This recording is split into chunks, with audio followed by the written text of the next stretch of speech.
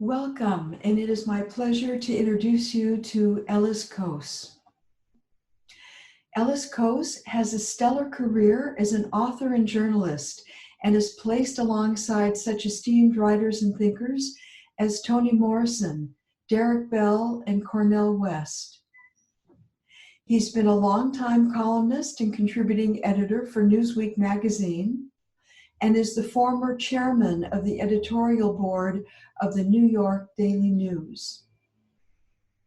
He began his journalism career as a weekly columnist for the Chicago Sun-Times and has been a contributor and press critic for Time magazine, president and chief executive officer of the Robert C. Maynard Institute for Journalism Education, and chief writer on management and workplace issues for USA Today. He has appeared on The Today Show, Nightline, Dateline, ABC World News, Good Morning America, PBS, Charlie Rose, CNN, and a variety of other nationally televised and local programs. He has received fellowships or individual grants from the Ford Foundation, the Andrew W. Mellon Foundation, the Rockefeller Foundation, among others, and has won numerous journalism awards, including 4 National Association of Black Journalists First Place Awards. He spent a considerable amount of time in South Africa during the Truth and Reconciliation process, meeting and interviewing both Archbishop Desmond Tutu and President Nelson Mandela. In his presentation today, a meditation on forgiveness, reconciliation, reparation, and revenge, he will share with us his discovery that among ordinary people there lies a tremendous capacity for reconciliation, renewal, and compassion. Join me in welcoming Ellis Cose.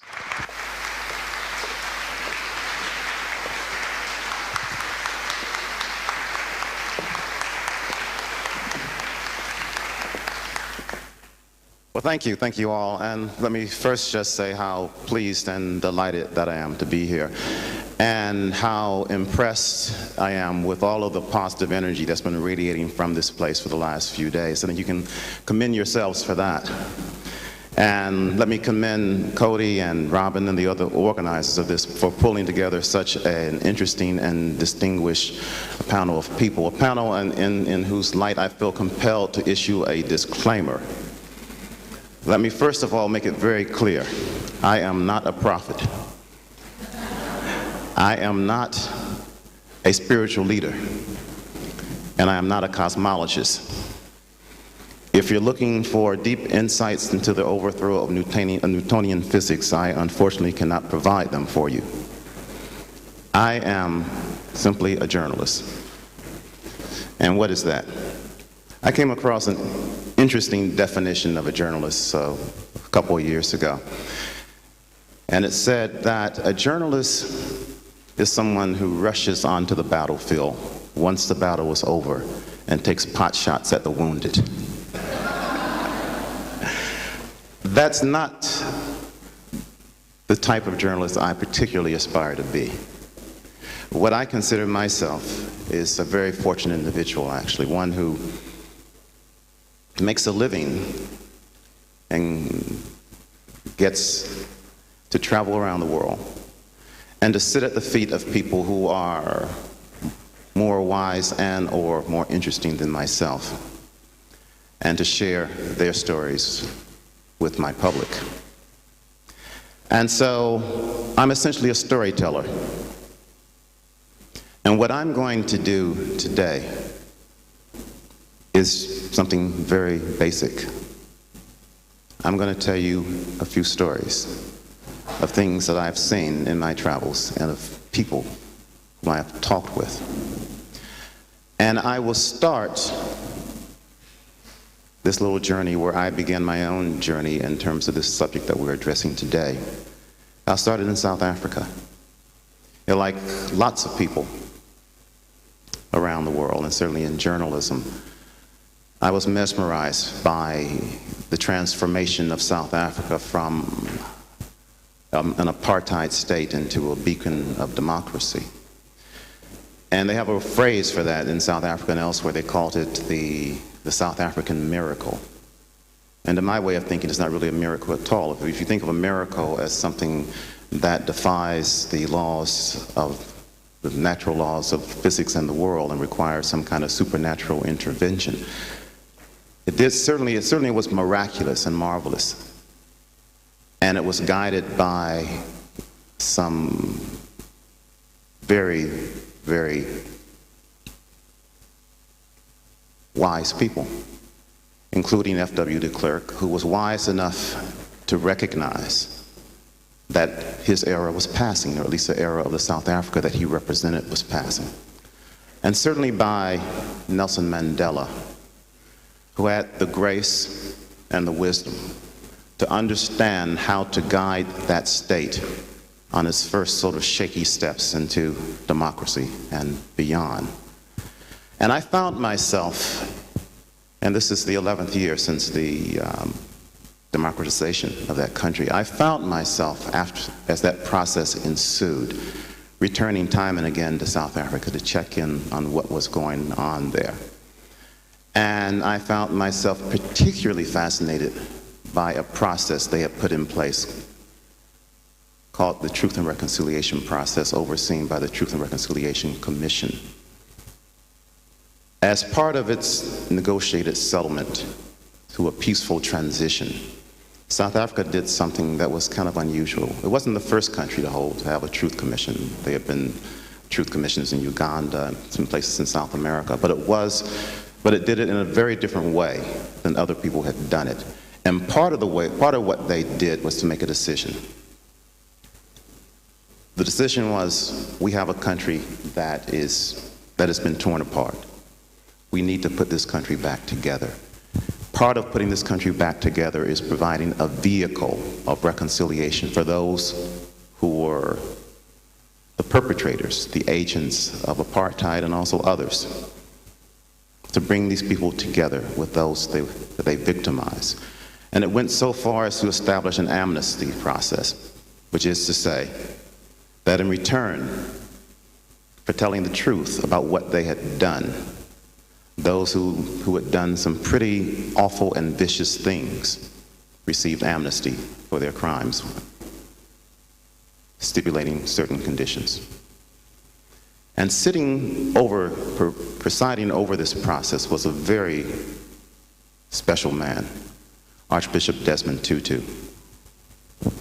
And many days I found myself on the 10th floor hearing room in Cape Town, which is the main hearing room for these hearings, watching this spectacle unfold. And it made mesmerizing television, and in fact it was televised in South Africa. And there were moments that were essentially made for television, moments in which someone would tell just awful things they had endured. And then the perpetrator would acknowledge having done these terrible things. And there would be an embrace, a reconciliation, and an expression of forgiveness, and tears would come to people's eyes. In '98, as this process was sort of midway through its run, I happened to interview Desmond Tutu along with a colleague of mine from the magazine. And the Archbishop described a service he had gone to in Afrikaans church. And he said that there were, and this was a time period when there were revelations coming out, because part of what the Truth Commission did was to go into the documents and to go into basically exhuming all the secret files of the apartheid government to shed light on what they had been doing behind the scenes. And some of the things that they were doing will make your skin crawl. I mean, they had, you talk about weapons of mass destruction. I mean, they had plans for biological warfare plans for what you could only call weapons of mass delusion. These were drugs and chemicals and biological agents that would be distributed to literally drive people crazy. They had all kinds of ingenious schemes for delivering poison to people. And this was official policies of the state, and these were coming out one revelation after another at that point in time in South Africa's history. And when we talked, the Archbishop was justifiably very proud of the work that the commission had done. He spoke as if he was being part of a great awakening that was taking place in his home country. And in the context of trying to explain what he meant, he talked about a visit that he made to an Afrikaans church. And he said, there were 6 ministers in this Afrikaans church in this very fashionable neighborhood.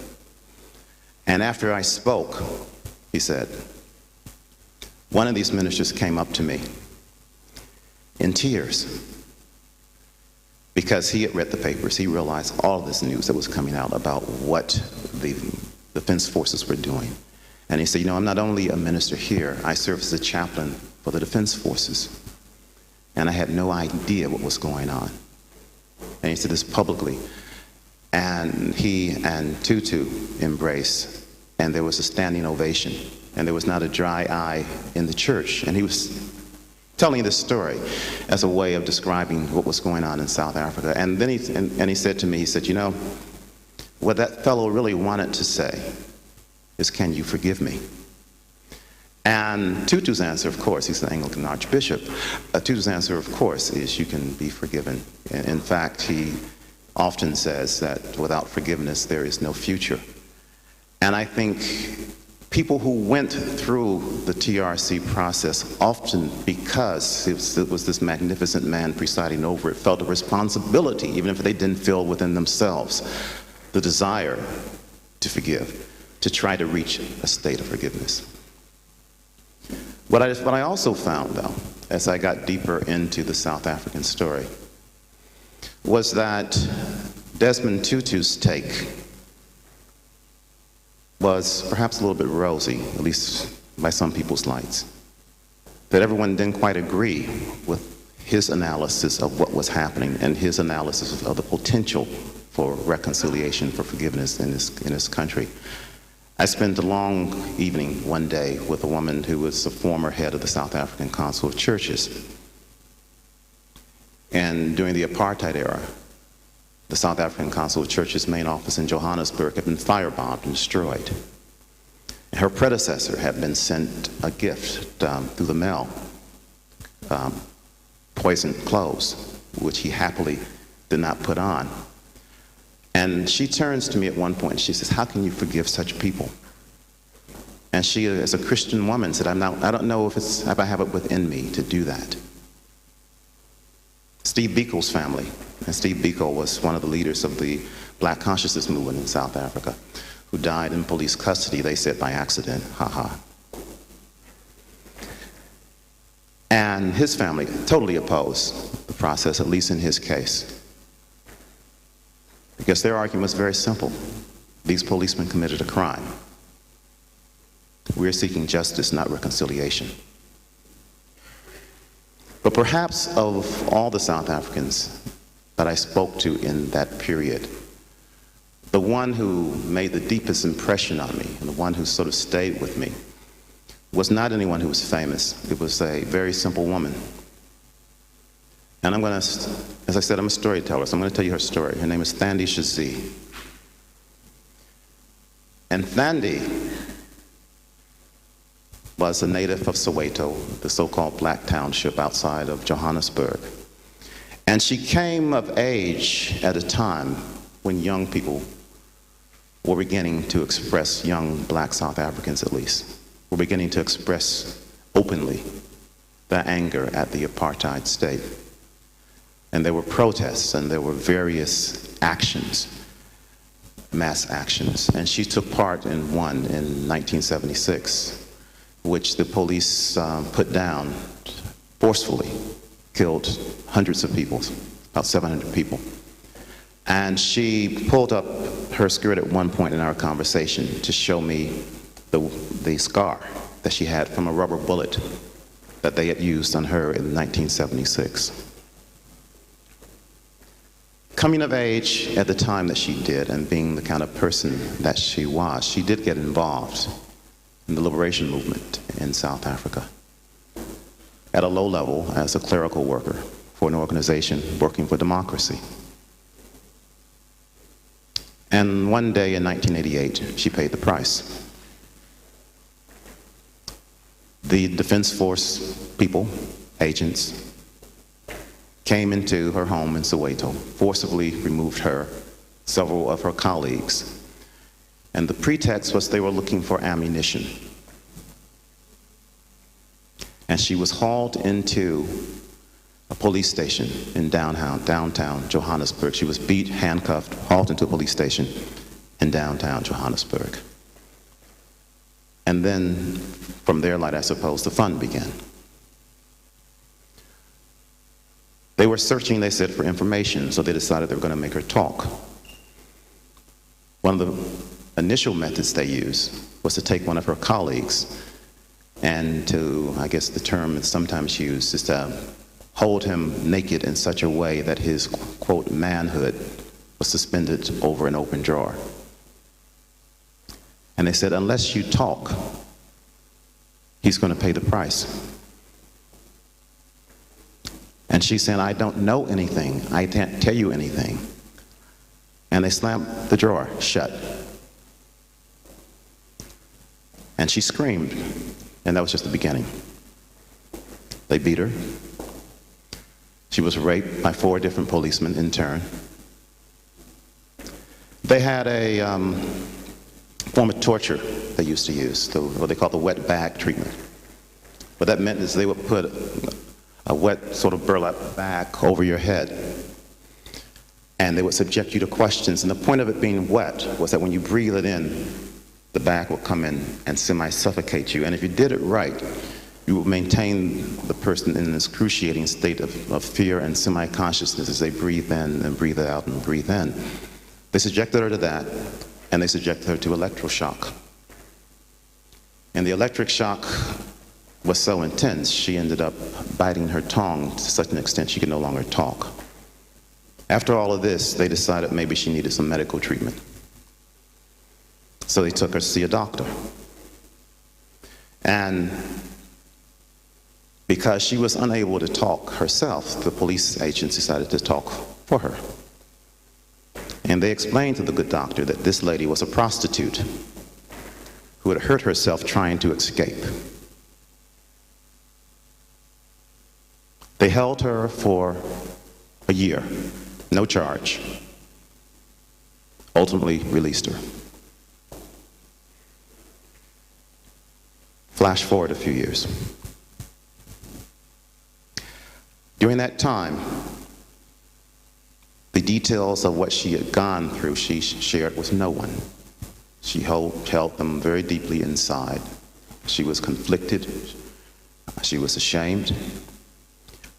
She feared censure from her own community. And instead, she internalized all of this and became a very bitter and angry person, much of whose bitterness was let loose in her own family. She joined Kulamani Support Group, which is a victims group in South Africa, was trying to help other people who had been through equally horrific things. And Kulamani decided it was going to support this reconciliation effort. And so they encouraged people to come forth to the commission, to tell their stories, to come forth and to reveal the truth of what had happened in South Africa. And Thandi initially was very reluctant to do that. She was reluctant because she did not want to open that wound again. But she was finally persuaded to do so, and she was happy that she did. She went and she testified. And she said when she testified, it was as if a sort of a weight was lifting from her, and she was getting validation from sharing what she had suffered with her country. And because she understood what this process was about, she was looking forward to the second part, the part where the perpetrator would acknowledge what had happened. And she had imagined how this scene would unfold, that one of the police who had come before the commission would tell what had happened and would affirm what she had said. And she said, and I would forgive him and move on. The policeman did indeed take the stand. And what he said was, I don't know this woman. Nothing like that ever happened. And she was stunned. She was stunned. And all of her preparation for forgiving, she had to put somewhere else. And what she said, you know, ultimately what I did, she said, I forgave him because I had to. I had to let go of that anger. I had to let go of that poison inside of me. So, but I couldn't reconcile with him. And she said to me, and forgiveness in this sense being defined, not so much as exonerating someone, but forgiveness as in letting go of the need for revenge against someone. You know, and she said something that was very simply put, but I thought very interestingly put. She said, you know, so what I have concluded is that for all those, because we talked about Mandela and a lot of the other ANC officials, and she said for them it's easier. She said because they have nice cars, and they have nice offices, and they have money. She said, I have nothing. And for me, it's a lot harder. And then she said something that really struck me. She said, there's no reconciliation without truth. And there's no reconciliation without reparation. But what struck me, among other things, with Ms. Shazi is her ability, despite the fact that the perpetrators denied what had happened, was her ability to get to a place of at least simple forgiveness, of letting go. And what I found as I got deeper into the subject was that it was something that a lot of people seemed capable of doing. One woman who I spoke to in my research was a woman named Marietta Jager. Her story, she's not South African, she's American. Her story in its way is just as horrible, if not more so, because her 7-year-old daughter, doing a vacation in Montana, a camping trip in Montana, was kidnapped. And as they do in these kinds of cases, they launched a huge statewide search for the young girl. The police got involved, citizens got involved. There was a lot of activity and nothing. But they finally got a ransom request. But it was so, the instructions were so convoluted that they couldn't follow them. So she went on the air to publicly appeal to the kidnapper to please get in touch again and let them know what they should do. They heard nothing from him for some months. She went home to where she lived in Michigan, and one day the phone rang. It was the kidnapper, apparently. And got her son on the phone, made some mocking comments, and then hung up. Enough to let them know that this was the guy, but not enough to tell them anything else.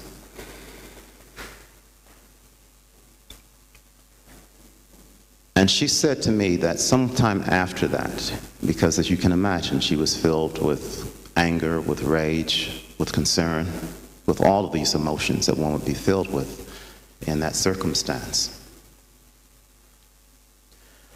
And she was a Christian woman.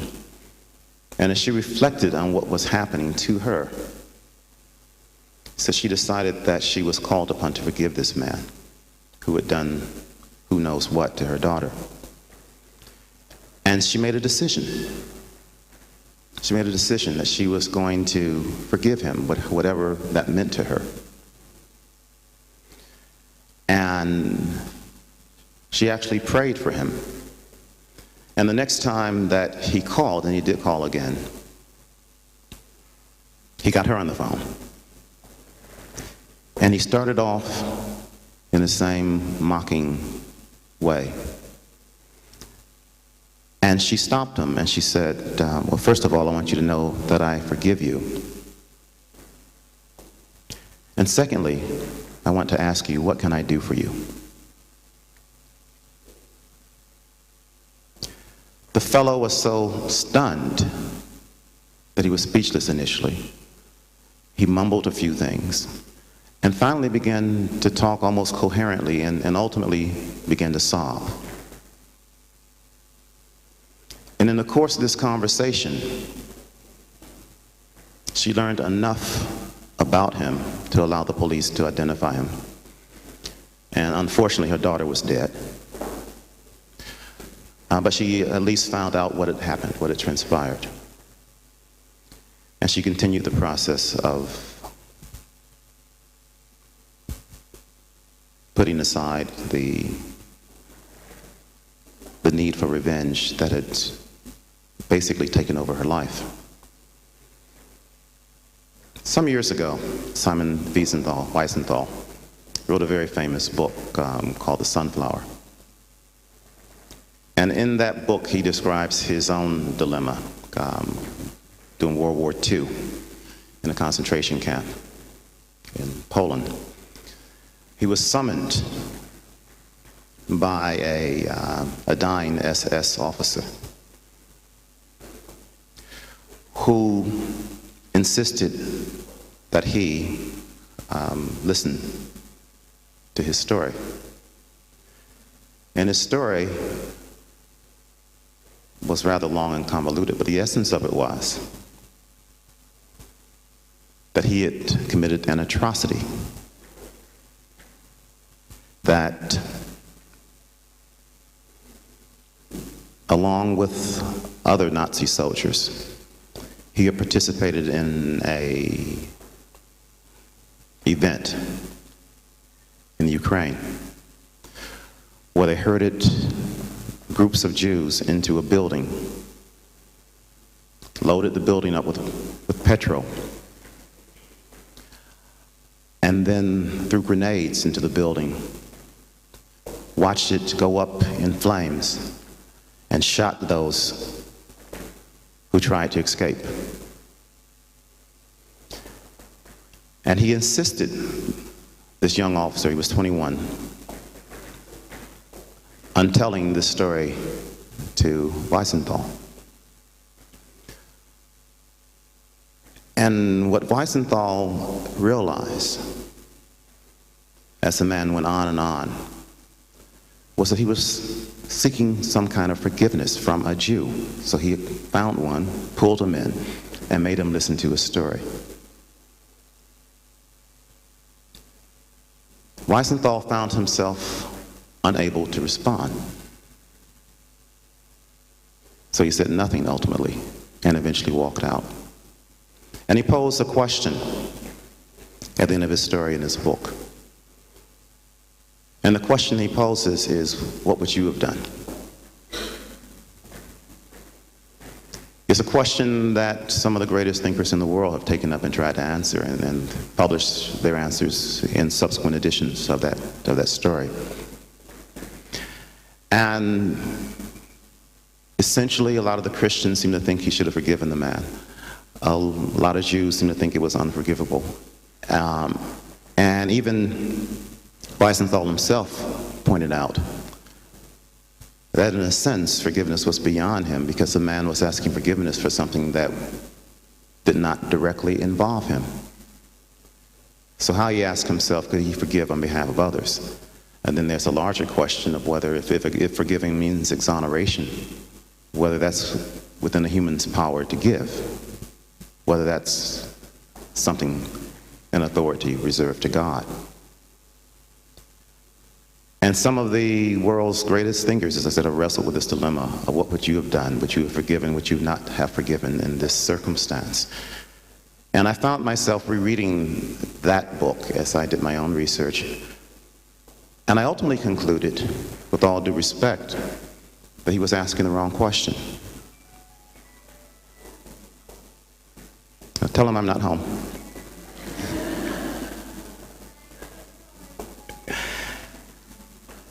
Because part of what he himself said was that, or acknowledge, was the difficulty in forgiving something that in some way didn't directly affect him. So what was there to forgive? How could he have done that anyway?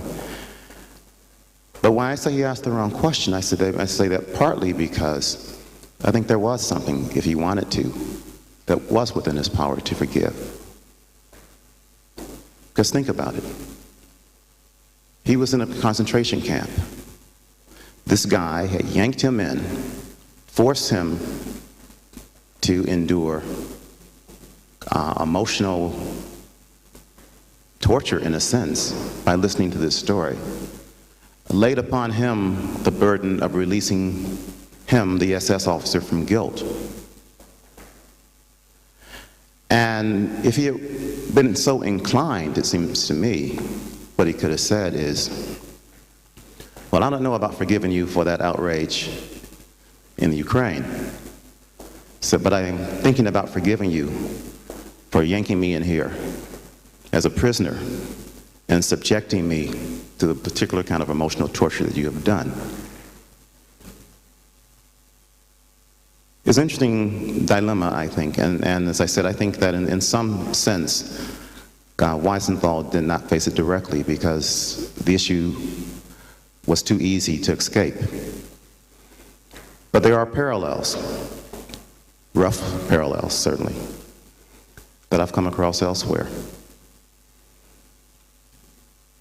I was in East Timor a few years back, and East Timor, as many of you know, was basically torn apart by an internal conflict aided and abetted by Indonesia once the Portuguese left. And there was a village, a district really, outside of the main city in East Timor called Lakeisha, where there was an atrocity committed, very similar actually to the one that Wiesenthal talks about. In this instance, scores of citizens of Timorese seeking sanctuary from the state militia fled into a church.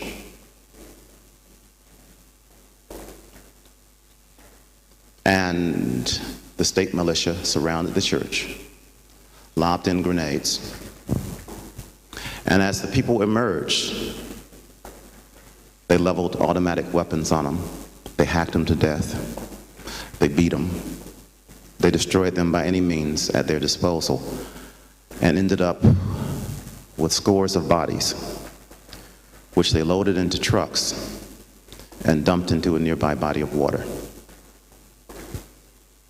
And I toured Lakeisha with the priest of this church, and they had erected a monument, small monument to the people who had died there.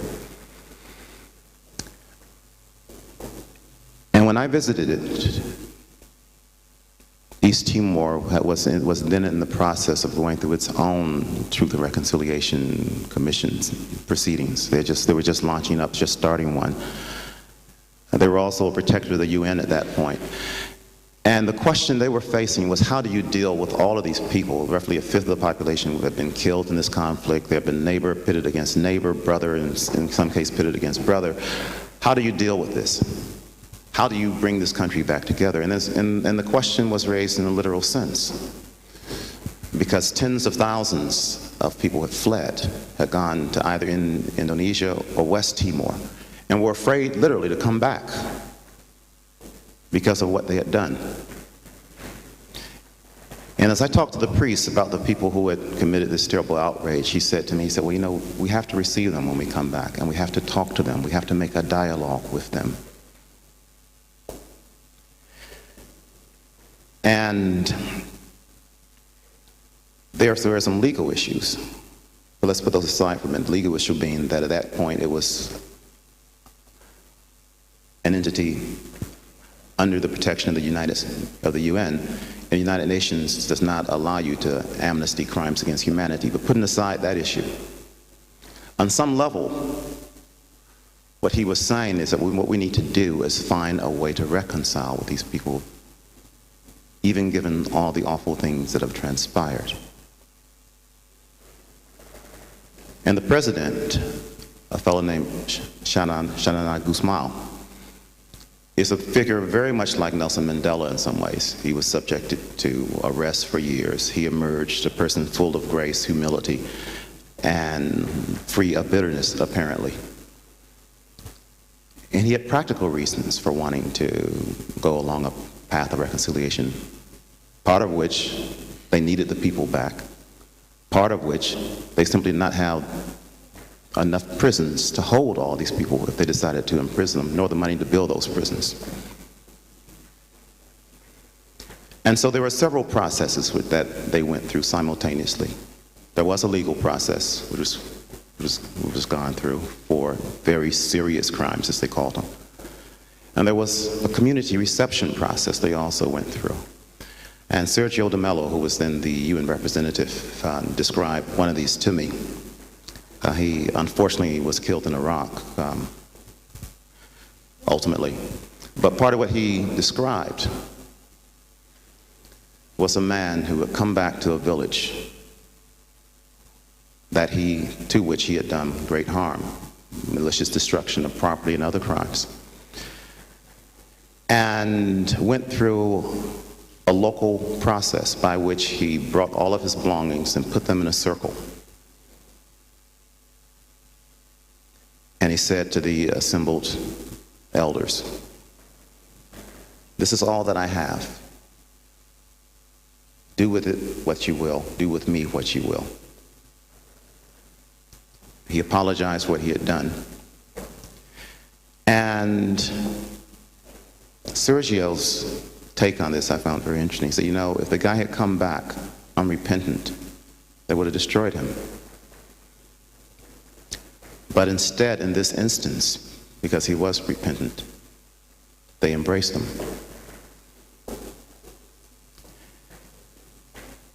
That dynamic I've seen elsewhere as well.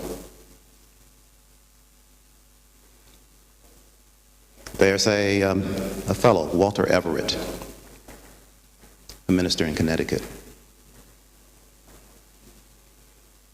His son was killed by, I guess, a hyped-up sort of dopehead.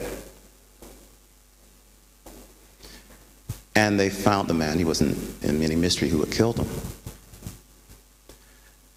And he followed the proceedings. And again, as anyone would be, he was filled with rage and filled with anger. And he wanted to see to it that the guy got the maximum penalty for this awful crime that he had committed. And partly for that reason, he was disappointed. First of all, they charged him with a lesser crime than what he thought they should have charged him with. But partly because he was so committed to this guy receiving the proper punishment, he went to the hearing. It's a sentencing process, rather. And at that process, a letter was read from this guy. And in the letter, he apologized for what he had done. And Everett didn't know how to take this. He was angry, but he was also touched. And he was also wrestling with his own issue of what to do with all the anger and the rage that he felt. He'd even gone to some victim support groups and had decided not to go to them anymore because there were so many angry people there. And he said that was just not a healthy way, and some of these people had been holding onto their anger for 10 or 15 years as he saw it. And he said, well, what should I do? This guy has said he's sorry. That has touched me. I don't know whether to believe him. I don't know how I feel about any of this. And he ultimately worked up the courage to write the guy and to, in effect, ask him why he had done what he had done, what he felt about that. And he later heard that the guy initially wouldn't open the letter because he thought it would just be a letter of recrimination and condemnation. But he finally did work up the nerve to open it. And as the report got back to him, the guy was so moved that he prayed upon receiving this letter. They entered into a correspondence. And ultimately, Everett went to visit the guy with great trepidation. And something in the guy's manner and what he said convinced him that he might be sincere. They developed a relationship. He continued to visit him. They ultimately became friends. And when the guy was up to for parole, he supported his parole. When the guy decided to get married, he performed the ceremony. And what struck me about that, well, many things did, but one of the things that struck me about that was that in order to get to a point where he could even consider reconciliation with such a man, he first required, as the people in Lakeisha had required, a show of penitence, a display of atonement in some sort. In the course of my research, I of course talked to lots of people who had experiences that were equally probably as touching, including a guy named Dick Nethercutt, whose daughter had been killed in Washington State. And he was not a particularly religious man, but he found himself very much where these other people had found themselves, consumed with rage, consumed with anger, wanting to somehow get rid of that feeling. And he decided, after a sufficient period of time had passed, that maybe the way to do this was to at least talk to this guy who had done this awful thing and try to figure out why he had done it. And he actually did enter into a dialogue, which is very unsatisfactory. And he ended up a bit more unsettled at the end of it than he had when he was at the beginning. But he also realized that he was feeling more and more he needed to get to a place where he could forgive. And again, forgive in this sense is a very simple definition, is to let go of the rage. He felt he needed to get to that place and he didn't know how. And he finally decided maybe if he couldn't do it with this guy, he could do it by proxy. He entered into a program which brings victims and offenders together, not necessarily one who had been the victim of the other, and actually went through a ceremony with a fellow who confessed an equally horrible crime he had done, and where Nethercutt forgave him, and that he felt was immensely beneficial for him, so much so that he quit his job with the State Department and retired from the State Department, and ultimately began working full-time, working with offenders in prison, trying to help them better understand the consequences of what they had done, as a form of living memorial to his daughter, but also as a way of getting so far beyond that rage he felt initially to a state of forgiveness and of grace.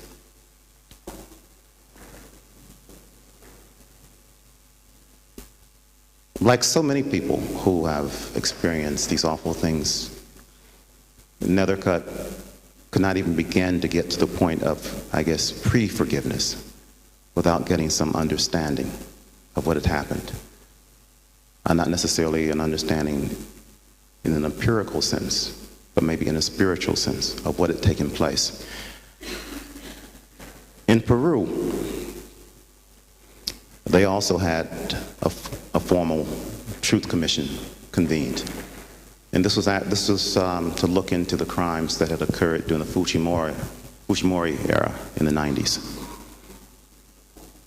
And during that time of the Shining Path, otherwise known as the Sendero Luminoso, there were atrocities. Tens of thousands of people were killed. Atrocities committed by both sides, by the militia, by the Shining Path, by the Tupac Amaru, which is the other guerrilla group there. Mostly on poor peasants, for the majority of them, indigenous people. And the decision was made to try as a country to deal with that part of their history. I attended some of the hearings there and went with some of the Truth Commission staff one day to a region of Peru called Tarapoto in La Selva, the forest region, the jungle region, rather, of Peru. And ended up in a village where some 10 years earlier, the militia had come through. Not quite 10 years earlier, the militia had come through looking for members of the Shining Path. And the villagers said, well, there are no members of the Shining Path here. So the militia hauled in 3 helicopters, took off scores of people, never seen again. And I ended up sitting in a circle around with several of these villagers. And I said to them, why are you talking to these commissioners? What is it that you expect to get out of this process? And one guy said, well, we want justice. I said, well, okay. Well, what is justice? He said, well, we want to know what happened to the people. It was a very simple answer, and what I translated that to mean is that before he could even get to a point of dealing with forgiveness, anger, where he get to a point of pre-forgiveness, he needed to find some answers to what had happened. He needed to know that this was not going to happen again. He needed to know in some way that a society had been set right. So he had come to the commission looking for justice. And for him, justice was defined as looking for answers. As part of my work, I ended up in Texas at one point. And I went to Texas because, for those of you who don't know the United States, Texas, which is the state where George Bush was governor before he became president, executes more people than any other state. It's a death penalty state, and they are sort of proud of that. And I went there actually to explore the whole question of revenge with some people, and the question of whether they got satisfaction out of seeing the perpetrators of crimes committed against them and their families put to death. And in most cases, the answer was that no, they didn't really.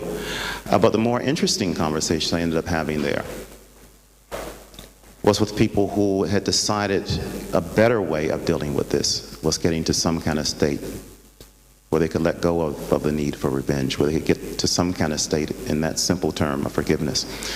And one of the women that I talked to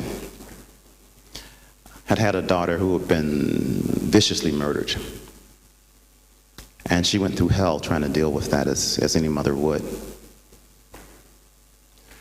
And she found herself, as Nethercutt had found himself, ultimately in prison, talking to prisoners.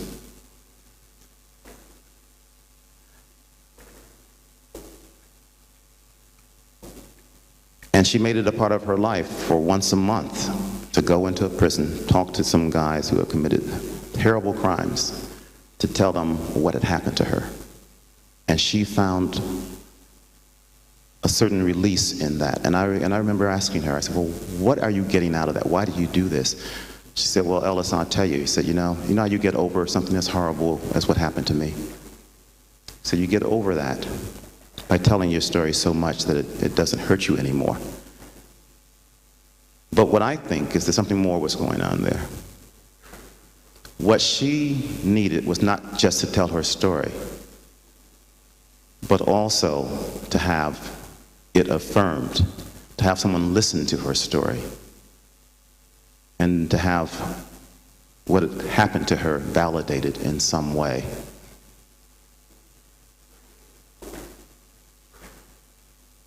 Ghana, like South Africa, like Peru, like East Timor, decided it was going to try to deal with truth and reconciliation. In this case, looking largely at what had happened in the aftermath of the Jerry Rawlings takeover and regime. And so I went to Ghana.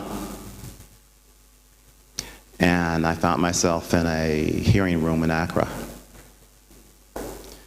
listening to this fellow, a guy named William Thomas Bruce, talk about what had happened to him. And what had happened to him was, this is a guy who had owned a shop and a restaurant. And one day, rolling soldiers came into his restaurant. It was a simple restaurant, served okra stew, rice, beans, things of that nature. And the soldiers enjoyed themselves, had a good meal, and he ultimately presented the bill. The bill came to what would amount to about $3 or $4 American, which they thought was way too high. So they took this man, tossed him into a military truck, took him to an army base, and they forced him to undergo one humiliation after another. They started off with them forcing him to eat salt until his mouth began to bleed. They beat him with various kinds of wire until he was bloody. They forced him to chop wood with an axe. They kicked him until he was to a point where he felt he was near death. And ultimately, they took him back home. He was so traumatized that his first act was to make a phone call to his assistant, telling her to call his nephew in London with the details of his life insurance policy.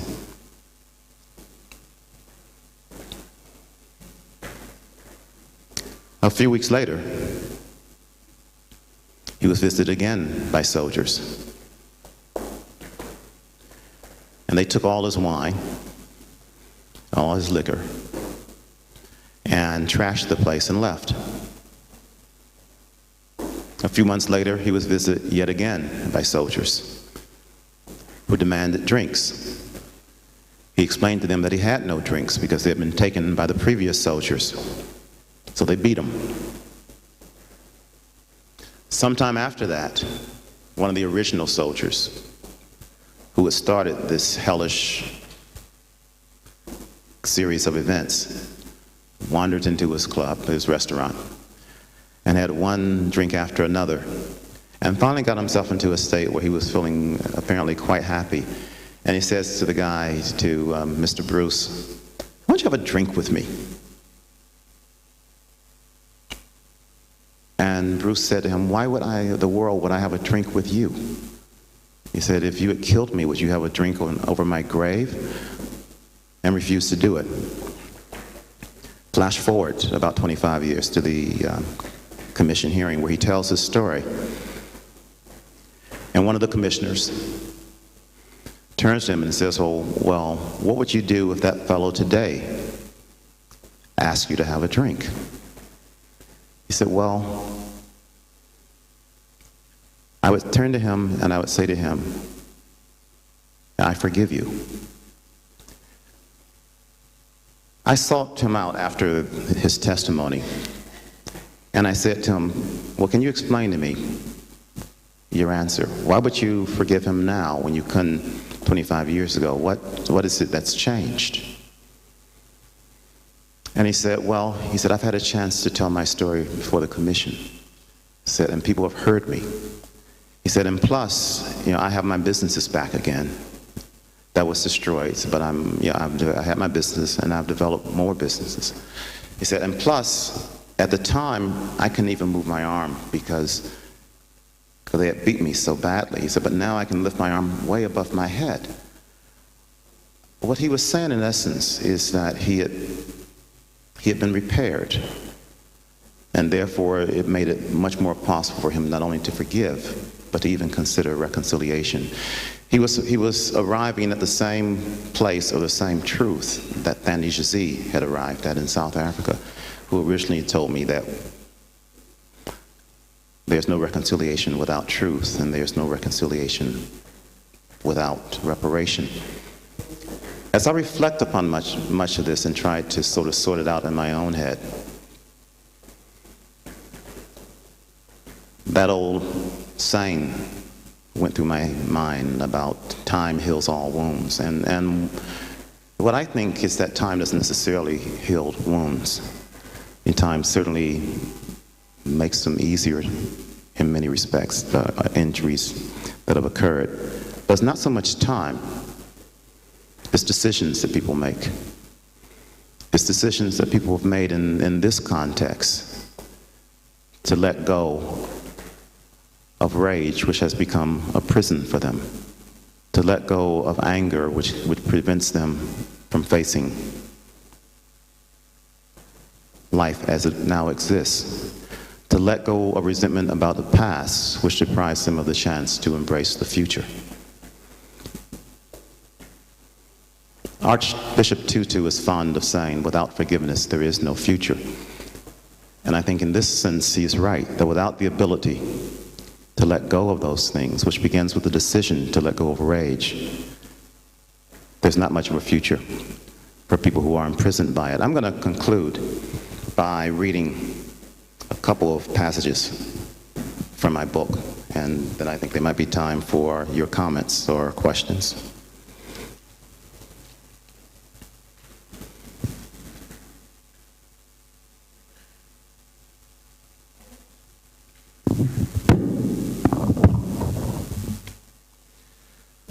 Let's speak out to each other by telling the truth, by telling the stories of the past, so that we can walk the road to reconciliation together. That message, so prominently displayed in the Cape Town TRC hearing room, is both compelling and inspiring. Yet, as one truth commission after another has realized, reconciliation, however it is defined, requires so much more than crying over the stories of the past. It requires transformation of individuals, and where countries are concerned, of the very norms of society. Rediscovered history, recovered memories can no doubt help that process, but they can't force it to take place. By the same token, the idea that documenting atrocities and memorializing the victims will prevent such things from happening anywhere again is rooted much more strongly in faith than in history. Never again, in other words, is not a plan, it's a prayer. A prayer that we will see the connections from one atrocity to another, that we will see bigoted demagogues exactly for what they are, that we will turn against those who scapegoat others. It is a plea that we remember not just the Holocaust, but how easily it came about. But there's little reason to believe people typically carry the lessons of one tragedy or atrocity to another. Even had the world properly documented and mourned the Armenian genocide, there's no reason to believe that doing so would have stopped the Holocaust. Obviously, knowledge of the Holocaust, the memorialization of its victims, didn't stop the genocide in Cambodia. And familiarity with the Cambodia genocide didn't prevent the slaughter in Rwanda. We tried to bear witness, and we did. Apparently, the testimony has not been heard, said Eli Wiesel. Political leaders, particularly those who are most belligerent, tend to have limited imaginations. They don't see the genocide that they commit or sanction in the same light as the Holocaust. They don't see the soul of a Jew in a Tutsi, or the heart of a Cambodian in a Croat. Each conflict they convince themselves is unique. Each targeted group they tell themselves is different. Each enemy is uniquely awful or repugnant. So they transfer little moral meaning from one situation to another, not at least until the world rises up in anger and demands a different perspective. At a public dialogue, a speaker quite forcefully made the point that if more Nazi war criminals had been prosecuted, Rwanda might never have happened.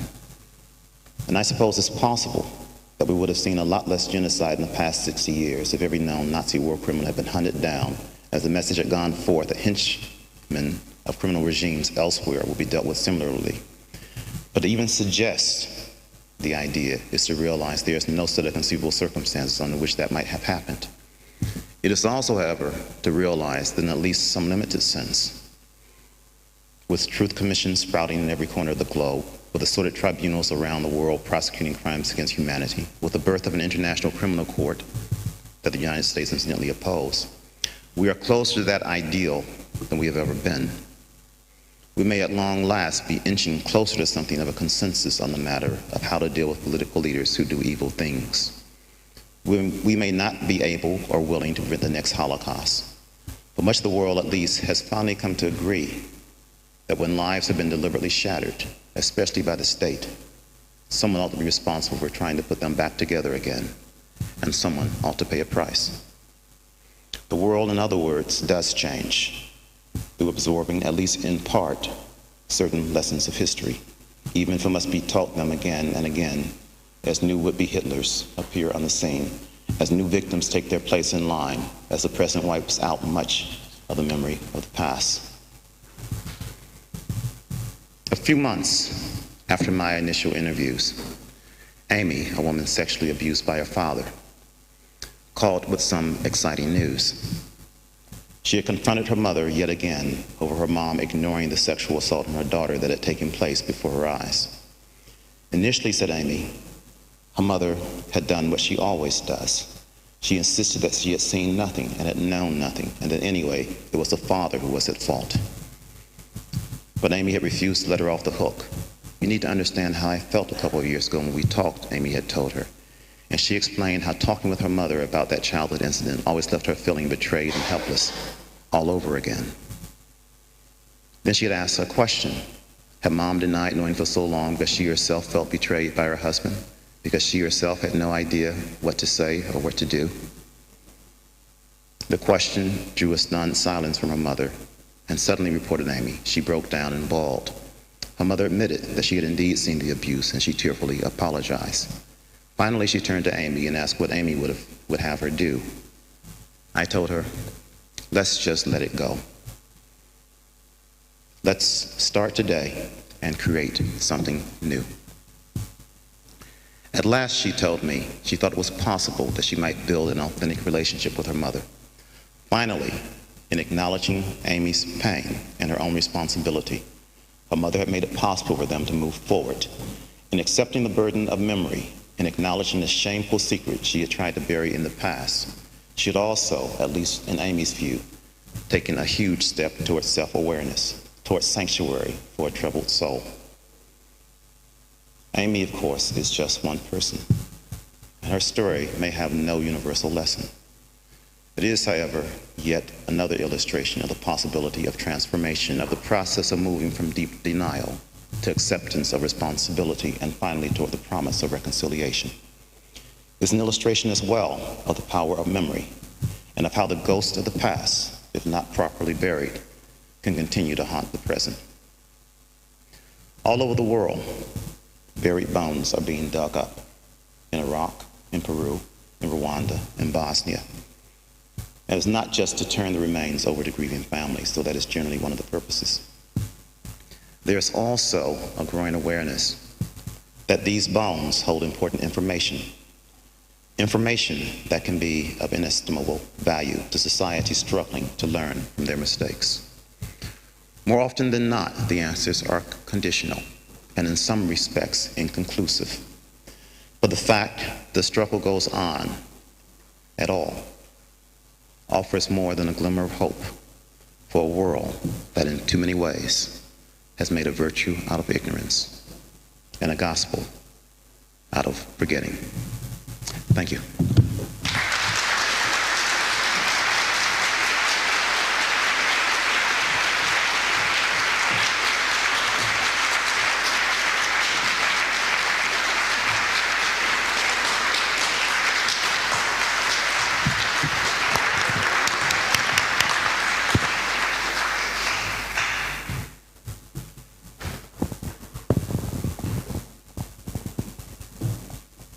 Open it up for questions, comments.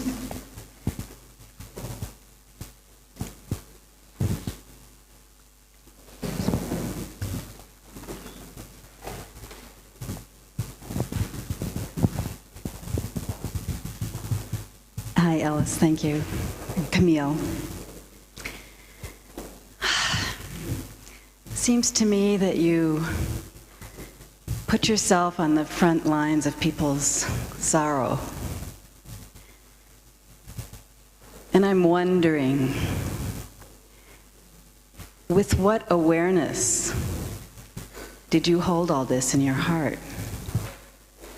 How could you bear this in your own way, in your personal way? What awareness allowed you to persevere? Well, thank you for your comment, first of all. But I think that part of the awareness is that whatever I went through by listening to these people paled by comparison by what they went through by enduring what they had endured. In the course of talking to Archbishop Tutu at one point, and we talked about the impact on the Truth Commission staff of listening to all of these stories that they had to listen to. And there were 22,000 people who ultimately came before that commission in one way or another. And he said, it seems to me that a lot of people are suffering from listening to this because it's painful to have to listen to. And he humanized it to himself. He said, even me, he said, I had my problem with prostate cancer. I'm not convinced that it didn't have something to do with having to preside over this process. As I said when I began, I'm a journalist. What I do for a living is listen to people's stories. And sometimes they're sad stories, sometimes they're uplifting stories, but that's what I do for a living. And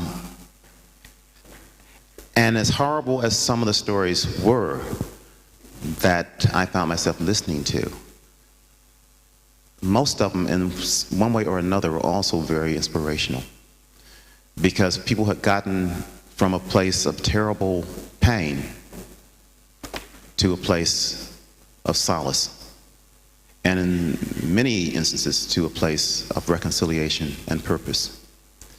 And so for me, there was no particular burden in listening to that, because listening to people who have managed to go through hell and transform their lives for the better is something that I found quite uplifting, actually.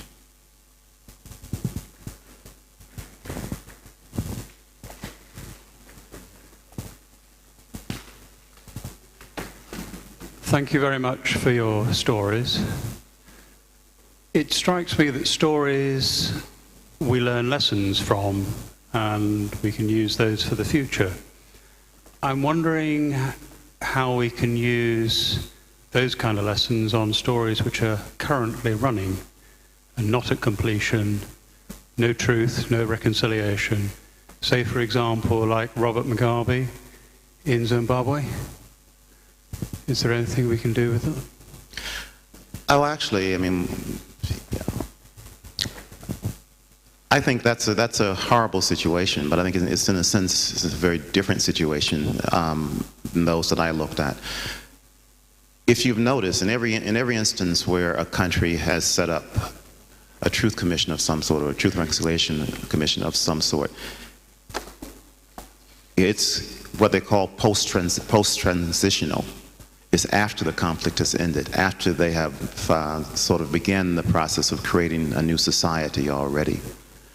That has not happened yet, and I think it's premature for that kind of process to come into a state where it hasn't happened yet. I think there are some basic political realities and decisions that are going to have to be taken there, which have very little to do in some sense with the sort of dialogue that was launched in South Africa and some of the other countries.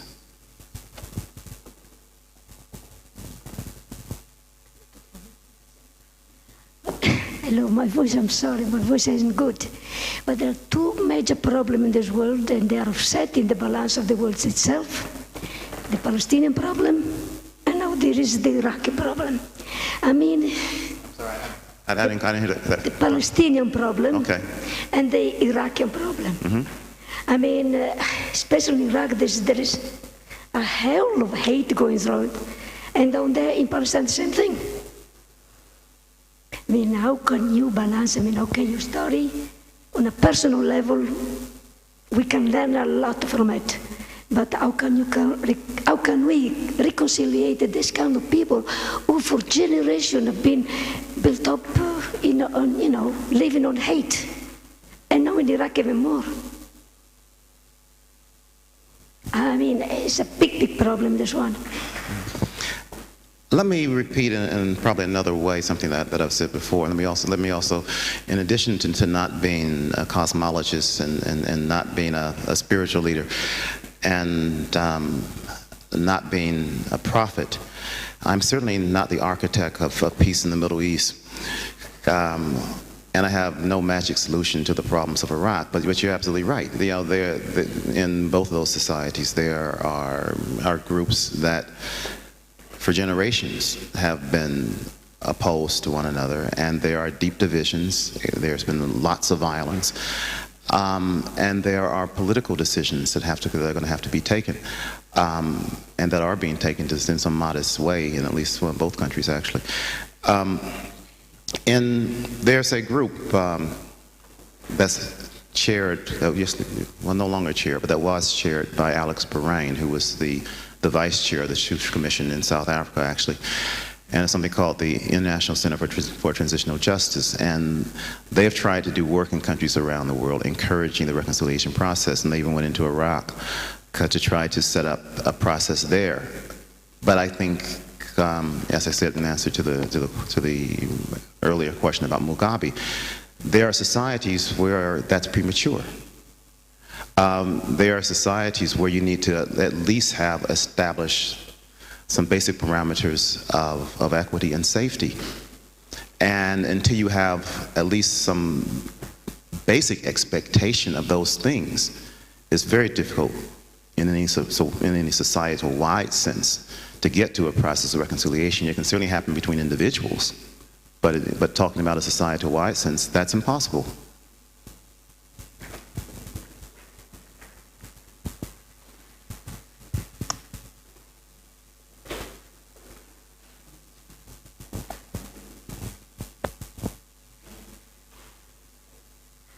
Forgive me, I can't remember names very well, but I'm sure the people in this group here who will be able to supply the names that I can't remember. I've been involved for quite some time in my journey with forgiveness and reconciliation work. I was at a forgiveness and reconciliation event in London some years back, which was how the ordinary people did it. And I was privileged to meet and talk with two amazing people. One, the daughter of a victim of a terrorist bomb, and one, the terrorist who had planted the bomb and killed her father. Now, he was an IRA terrorist. Was it? Can anybody remember his name?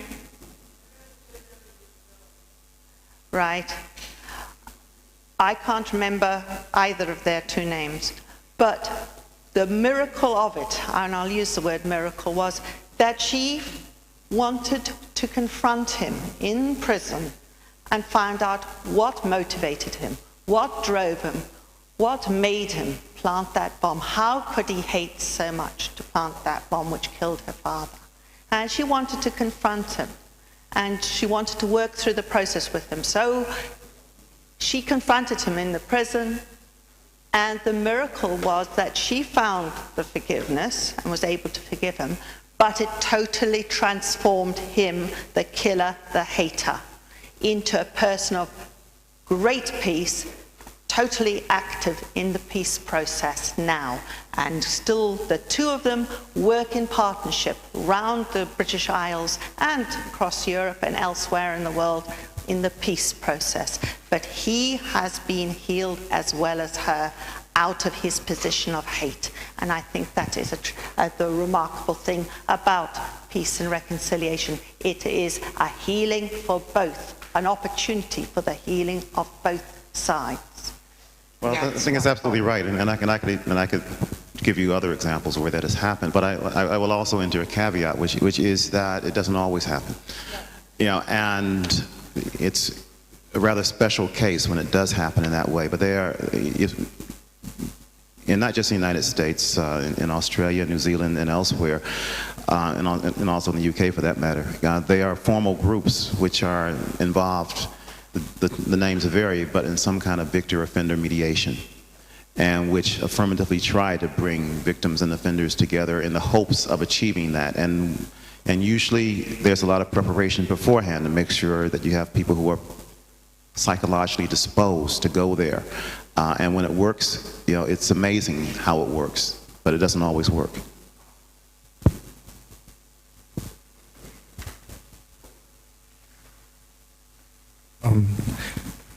As a journalist, I've noticed one thing that kind of upsets me about today's journalism is that they kind of sensationalize the people who commit the crimes. Like on the last couple of days, I've been watching this video of the bomber, the London bombs, just over and over and over and over and over. And, you know, they didn't link any of the footage of the atrocity that he committed. It was kind of like he was a movie star. Now, how would you, is there some kind of guideline that you guys have to follow that says that you got to put this guy on like every single day instead of connecting him to the actual crime? And, you know, when you're talking about forgiveness, you know what I mean? You know, of course forgiveness is important, but why do they have to glamorize the people who commit the crime in order to sell the books, in order to sell the story, in order to make the money? Where's the balance? Well, I certainly won't even attempt to answer for the crimes of all journalism, but I'll give you a response to the question. No, there is no one set of standards that all journalists internationally adhere to. Various organizations within various countries have their rules and standards. Various TV networks and various newspapers and magazines have their own standards. Journalists in the United States and in many other countries have vigorously resisted the attempts to impose a uniform set of standards that would be at all subject them to regulation by various government entities or others in terms of what they can cover and who they will cover. And as a result, you have widely varying types of coverage. You have tabloid journalism, which sensationalizes lots of things. You have more serious journalism, which tries not to. In addition, what you've had is a proliferation around the world of 24-hour news stations of various sorts, which have huge needs for images. And so what happens is that you have over and over again images not just glamorizing that particular offender, but of anything that station managers deem interesting. You don't see it just once, you see it 30, 40, 50 times or more because it's good video as they see it and they use it. Is there an answer to that? Not one that I see, as long as what drives so much of media, and there's public media, and that's different, but what drives so much of media is a competition for ratings points and for an audience. As long as the audience responds to these kinds of things, then the media is going to present these kinds of things, and I just don't see a way around that.